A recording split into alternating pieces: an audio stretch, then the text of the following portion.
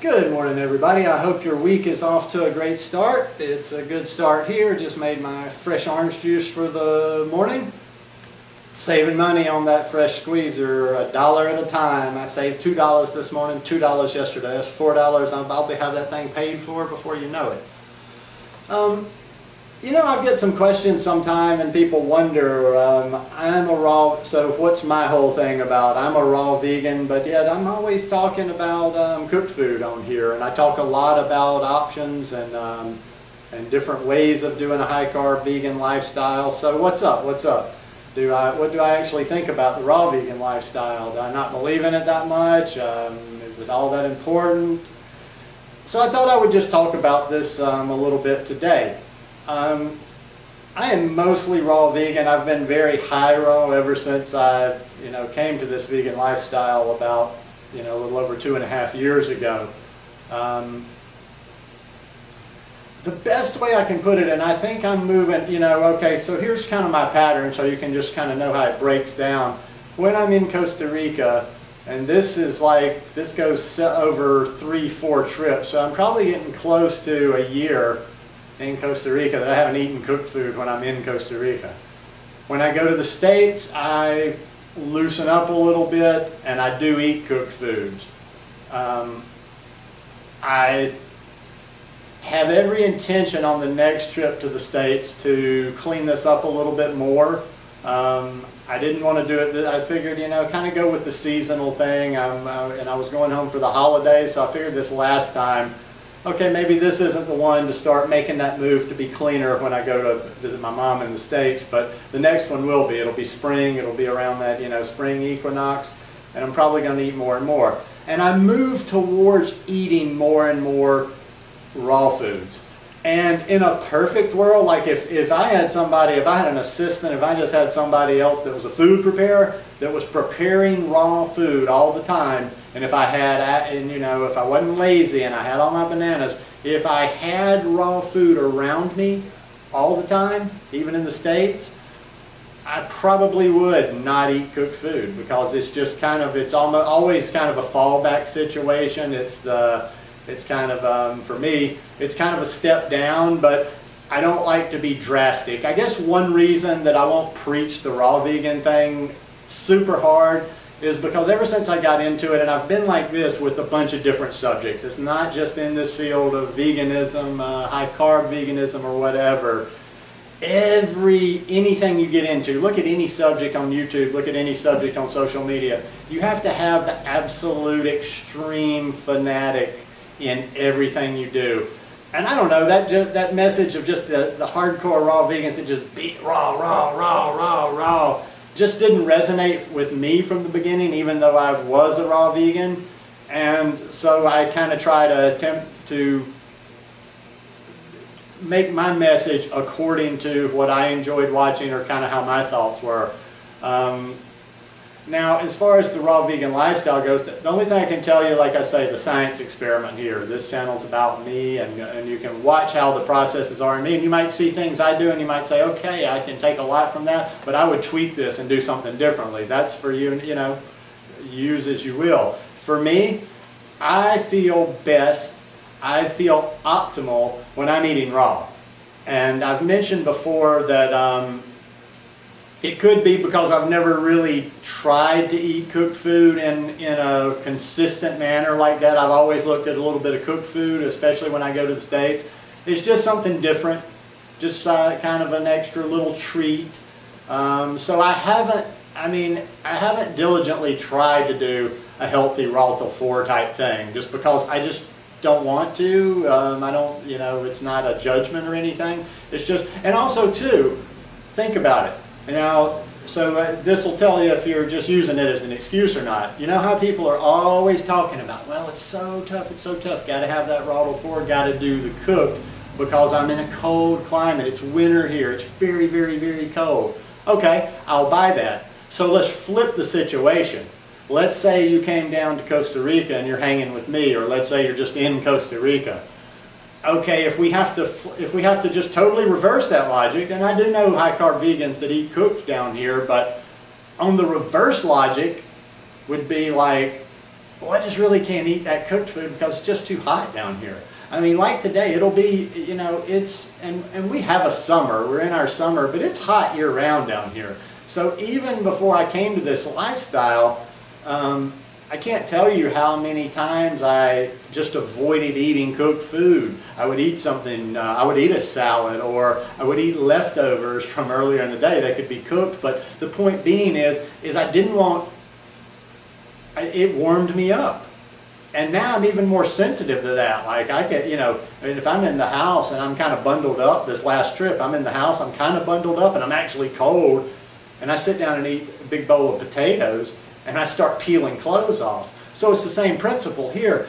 I never could, you know, and that's probably why, yeah, I gained weight a few times, and I got, even my before picture, I wasn't obese, you know, I was chunky in the middle, but you just can't, I can't see getting very heavy down here because it's just so uncomfortable in this heat to, you know, to be carrying a lot and to also be eating the cooked food. I feel lighter when I'm eating raw, even though I'm taking in a lot of calories.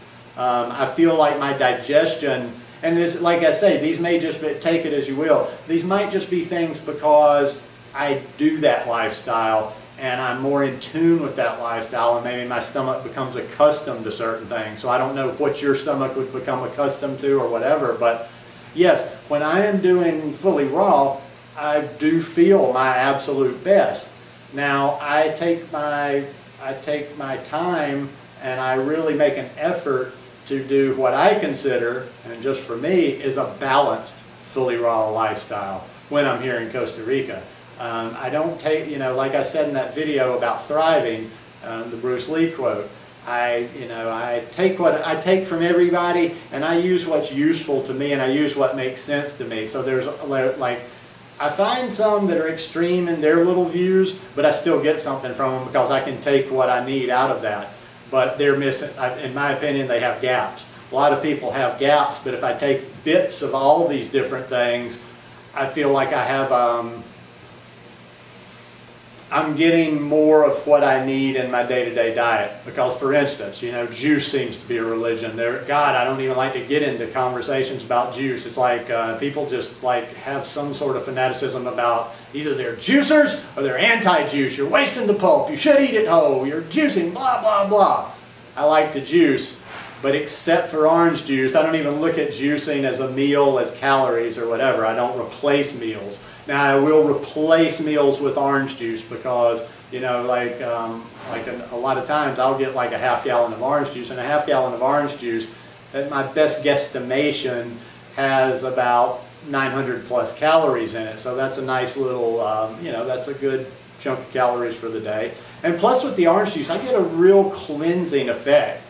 I just notice going to the bathroom, it's just, everything's just moving better when I'm doing that. Okay, having said that, I'm also on the side, I'm not about restriction whatsoever. I shoot for 3,000 calories a day. Getting better and better on that. I think I'm hitting my 3,000 more than not these days. I eat a lot of bananas.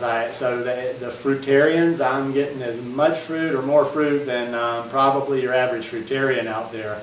Most days I'm kind of on a banana shortage right now because I didn't plan a couple of days ahead and everything's green right now. But the bananas, I mean, you know, just an average day is 15 to 18 bananas, you know, like some days gets up in the 22, 23, 24, plus some mangoes, plus some on there. So, you know, I'm getting probably a good 2,000 to 2,500 calories a day just from fruit, just from that fruit sugar. The greens, as you know, are important to me. A lot of the fruit people just don't seem to put the kind of emphasis on the greens that I think we need to. So I try to pack those greens in there. I went to the organic market last Wednesday and I bought 4 bags of spinach and, you know, enough, like two batches of kale. So I've got almost a bag of spinach for a bag of spinach or a day's worth of kale for everything, you know, for every day. So I'm taking in a lot of greens, eating a lot of that fruit during the day, getting a lot of that sugar, staying light, and then at night I satiate myself a little bit and I play around in the kitchen, you know, I get my fat in. I've dabbled a little bit in the last 3 or 4 weeks with the fat. I've eaten more fat. Nothing crazy, but you know, I'm more common to eat an avocado in a day now. And I'm just always, you know, kind of like trying to see what works better, what doesn't. But I will say that the 100% raw does feel the best for me. It's just, and it may just be a comfort zone, you know, my digestion, I'm not thinking about my digestion, everything is just on track when I'm doing that. So why do I talk about the cooked food so much? Well, I talk about the cooked food to give people options. I talk about the cooked food because I know not everybody lives in the tropics. I talk about cooked food because I think it's practical. And I think even some people that may end up being raw vegan or that are trying to get to raw vegan might listen to your message a little bit more if you're not preaching the hellfire and brimstone message of raw vegan. Raw is law. Raw, raw, raw, raw. You know, that kind of gets, repetitiveness like that gets old to me after a while. As far as either one of these, you're going to see a lot of great health advantages by practicing either fully raw or raw till 4 or just high carb vegan. And you know, they're very, either one, whichever one you choose, they're very easy lifestyles.